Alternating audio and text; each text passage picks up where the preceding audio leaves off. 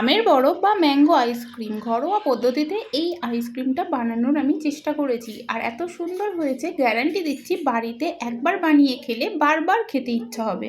এই আইসক্রিমটিও আমি বানিয়েছি, এটা কোকোনাট আইসক্রিম বা নারকেল বরফ। আমার চ্যানেলে দেওয়া আছে, অবশ্যই গিয়ে তোমরা দেখে এসো। আর সাথে থাকছে অনেক টিপস। বাই দ্য ওয়ে, আমি অর্চনা, আর শুরু করছি আজকের রেসিপি।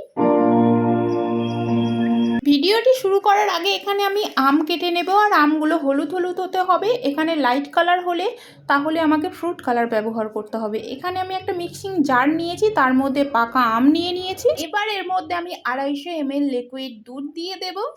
দেন এবার দেব আমি এখানে গুঁড়ো দুধ। এবার যে যার স্বাদ মতো চিনি দিয়ে দেব। এখানে আমি 6 চামচ চিনি ব্যবহার করেছি। এরপর আমি এখানে মাজা দিয়েছি। এখানে 10 টাকার প্যাকেট যে মাজাগুলো হয়, এই মাজা আমি একটা দিয়েছি।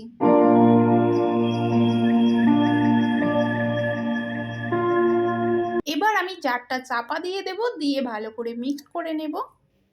এখানে দেখো মিক্সড হয়ে গেছে। 1 থেকে 1.5 মিনিট ধরেই মিক্স করতে হবে। এবার আমি নিয়ে নেব আইসক্রিম কন্টেনার, আর কন্টেনারের মধ্যে আমি দিয়ে দেব লিকুইডটা। কতটা থকথকে মোটা হয়েছে সেটা তোমরা দেখতেই পাচ্ছ। এবার এইভাবে ঢেলে নেব আমি।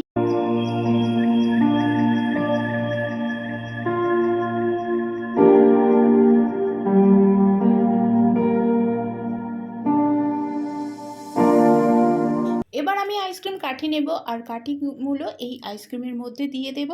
এবারে এই আইসক্রিমটি আমি ফ্রিজের মধ্যে রেখে দেবো, আর ফ্রিজের মধ্যে আমার লেগেছিল 3 থেকে 3.5 ঘন্টা। তো সবাই এটা ডিপ ফ্রিজেই রেখো, তাহলে তাড়াতাড়ি হয়ে যাবে। আর এর উপরে কেউ চাইলে ওয়ালপেপার দিয়ে দিতে পারে।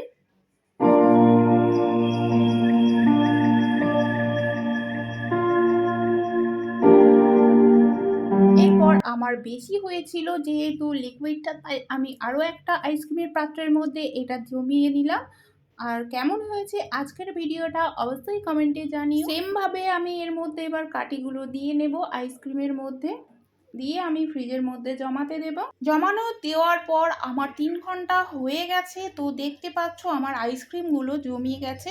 এরপর আমি নামিয়ে নেব।